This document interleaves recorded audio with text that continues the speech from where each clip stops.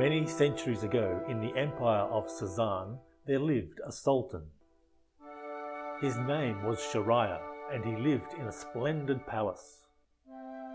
Though he could have had many women if he chose, he shared it only with his beautiful wife, the Sultana.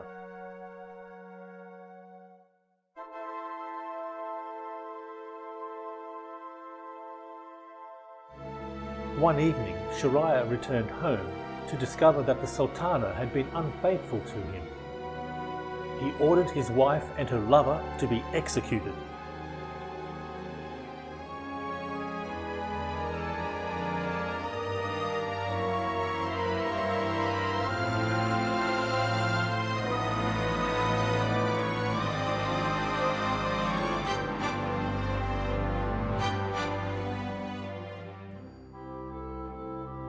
The Sultan was devastated.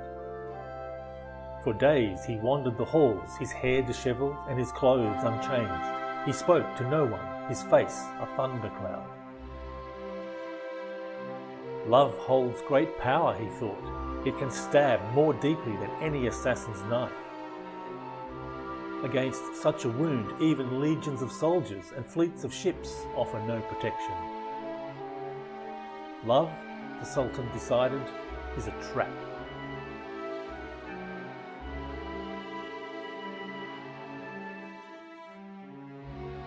Certain that he could not survive a second such wound, the Sultan resolved never again to fall into that trap.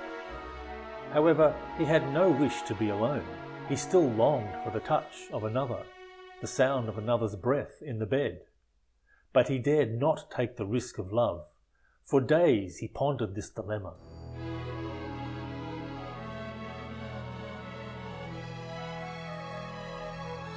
Finally, one day, the Sultan returned to the grand hall and resumed his place on the throne. He summoned the vizier, his chief advisor. "I am ready to marry again," he said. "Please find a suitable woman from a border village to be the new Sultana." "As you wish, my lord," said the vizier. "And if I may, please allow me to express my congratulations.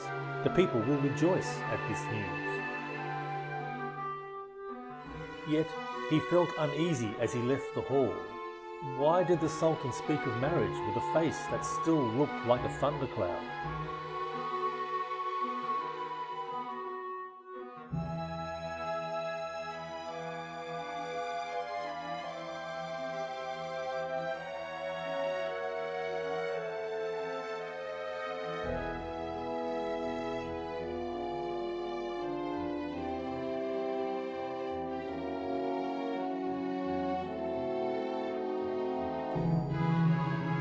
That evening, a young woman, perfumed and dressed in silks, was brought to the palace. The Sultan escorted her up a long hall. They crossed the threshold into his bedchamber.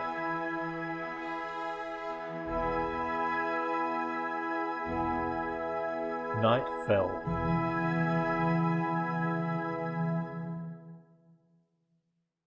At dawn, the Sultan summoned the vizier. "Execute this woman," he said, "now." "Execute?" said the vizier. "What is her crime?" "There is no crime," said the Sultan, "and that is how it will stay." That evening, the Sultan took a new bride into his bedchamber. The next morning, upon his order, she too was executed. Word spread throughout the land of the Sultan's new dark purpose. He intended henceforth to wed a new woman each night, only to execute her the following dawn. The good man all once knew had become a monster.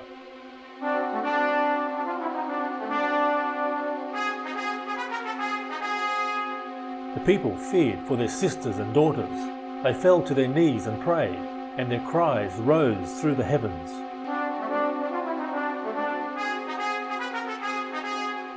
Seven nights passed, each beginning with a wedding and ending with an execution.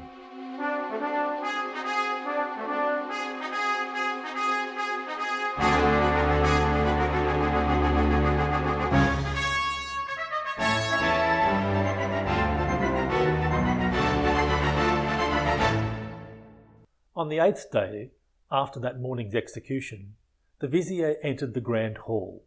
He found the Sultan slumped on the throne, his face still a thundercloud.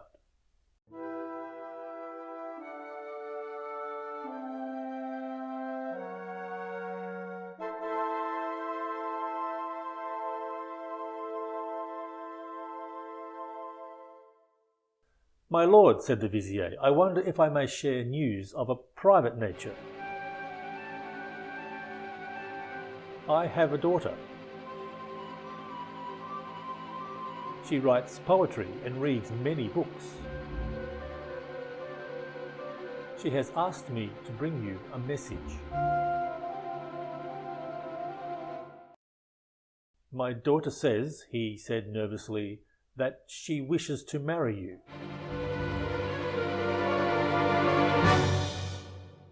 "Your daughter wishes to marry me?" said the Sultan.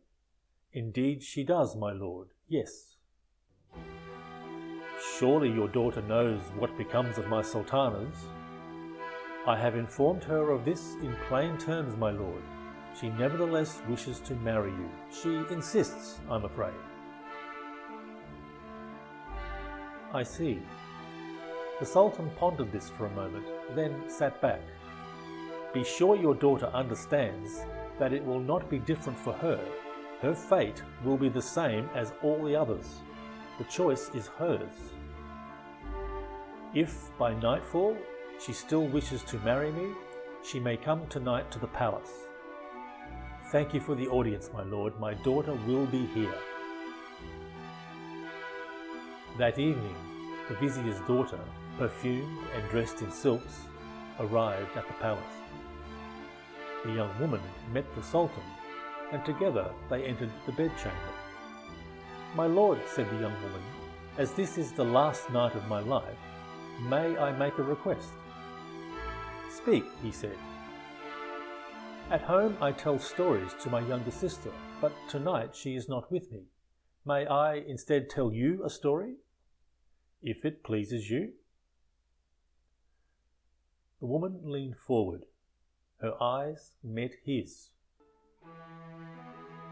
"Many years ago," she said, "in the city of Basra lived a sailor.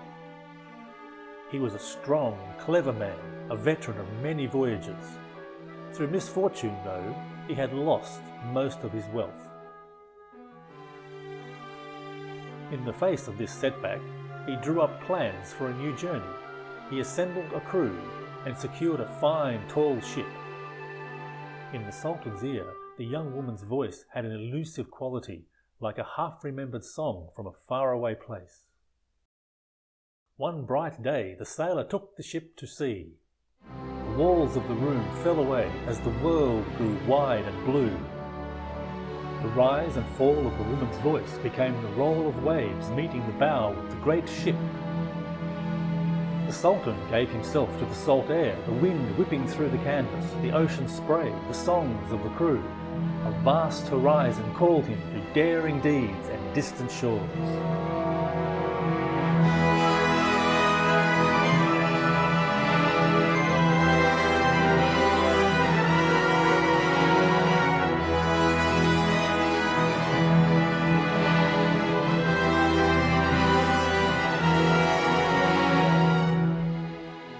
Then the clouds rolled in. The ocean grew choppy, the sky darkened and the waves grew higher.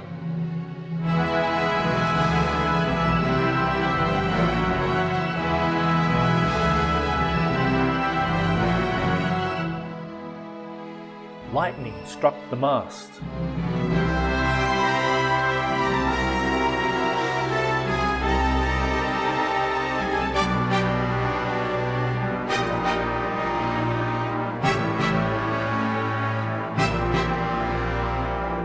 Then, catastrophe! The woman fell silent. She lowered her head. "And then," said the Sultan, "what happened next?" "I'm sorry, but I cannot continue, my lord. It is almost morning."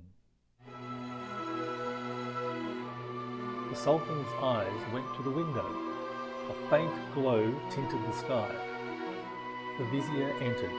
"My lord, everything is ready."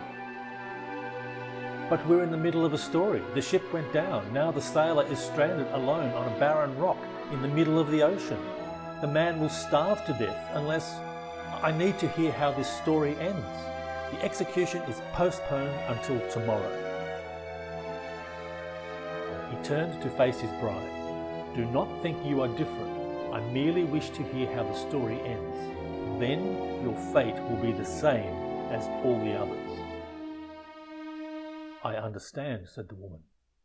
The Sultan dressed and left the chamber. That night, the Sultan listened in bed as the young woman resumed her story. Wary at first, he soon gave himself to the sound of her voice, to the dark eyes that held worlds. Alone on that barren rock, the sailor lay waiting for death. After some time, it seemed to him in his delirium that the waves were moving faster and then faster. Salt water drops splashed his face. No, this was no delusion. The ocean was now speeding past the barren rock on which he lay. With a shock, he realized that it was not the ocean that moved, but the rock itself. The bulk beneath him was emerging from the sea and making a dash toward the horizon. This was no island.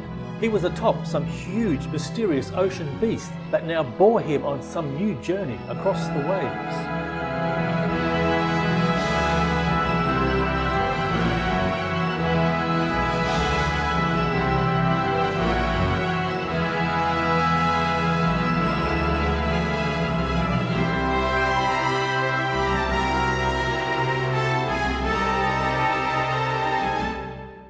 As the hours passed, the Sultan listened. The woman told him of fantastic new worlds, filled with new adventures, encounters, and terrors. In mid-sentence, the woman fell silent. She lowered her head. I regret that I cannot continue, my lord. It is almost morning. His eyes went to the window. A faint light again tinted the sky. He sighed, very well, I will postpone the execution this day. I wish to hear how this story ends. But do not think that you are different. Your fate will be the same as all the others. I understand. And so it went on. Night after night, the young woman spun her tales. Night after night, the Sultan listened. She told him of the Kalandar Prince, a man who travelled from town to town in a region that observed a bizarre custom. Everywhere he went, people bowed low to him. They called him my lord and your majesty, and asked his permission even to speak, though he was but a poor wandering beggar dressed in rags.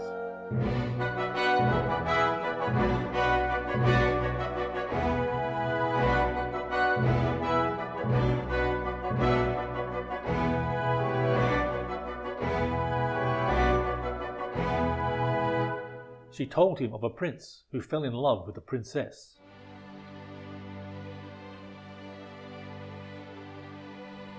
Every morning, when the prince heard cymbals and tambourines and bells, he raced into the street and pushed his way through the crowd. His heart sang at the sight of the princess being carried past on her platform.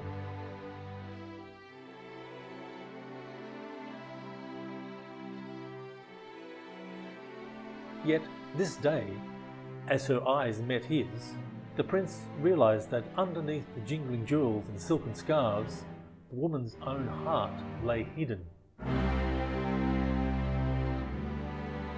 He feared he would never know what it truly contained. She told him of another beggar, an orphan boy, whose sole possession was a chipped, battered lamp. Yet inside the lamp lived a spirit.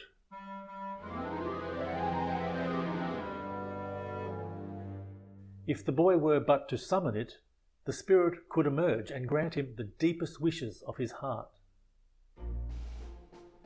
The Sultan listened. Night after night, the young woman took him into a world of mystery and magic.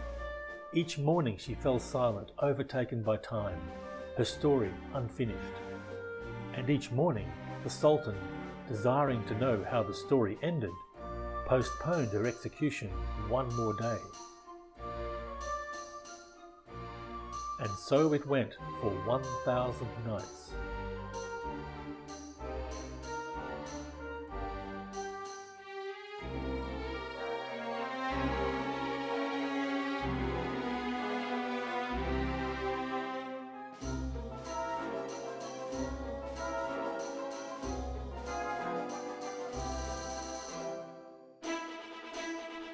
But it was difficult. Her stories had grown more complex, with circumstances more frustrating. Now she was telling the story of a peasant boy and peasant girl who had met at a festival. They loved each other instantly, but through the trickery of enemies and the work of foul spirits, the lovers were separated even before learning each other's names. Time and again, events promised to reunite them, only to fling the lovers apart once more. They endured sword fights and kidnappings, fires and earthquakes, monsters and sorcerers, tsunamis and volcanoes. Yet through it all, they clung to their hope that somehow, despite all the obstacles, they would again find each other.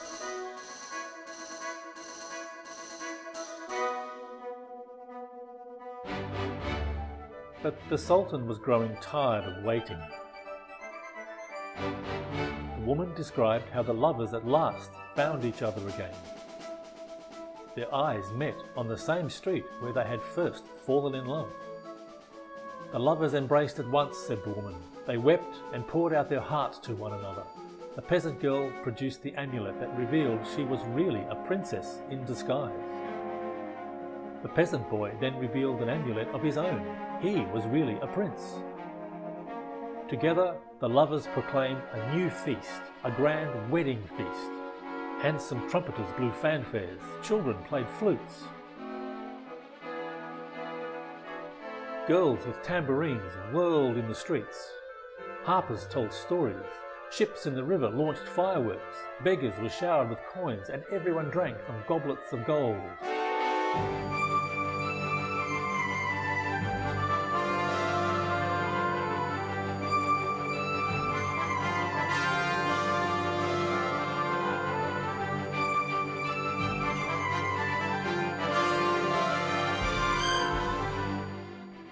A great cry of happiness went up from the crowd as the lovers began their procession to the palace. The people threw flowers and shouted their blessings as the couple passed through the archway.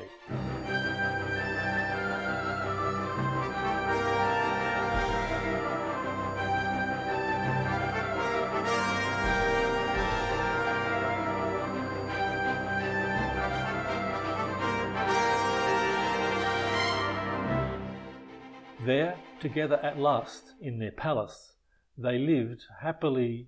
Ever after, growled the Sultan. That's what this comes to?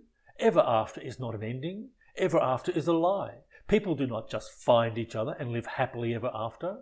Life holds pain. It brings bitterness and tears. The woman's eyes saddened. You speak the truth. Their story ends as all true love stories do. I was going to say that the lovers lived happily together for many years. They shared joys and sorrows through many nights, until, at last, in the end, their time was up. Her eyes searched his. Then she lowered her head. For a long time, their breathing was the only sound in the room. Outside, the stars moved slowly through the heavens. When a faint light at last appeared in the window, the Sultan rose. He walked to the window and pulled back the curtain.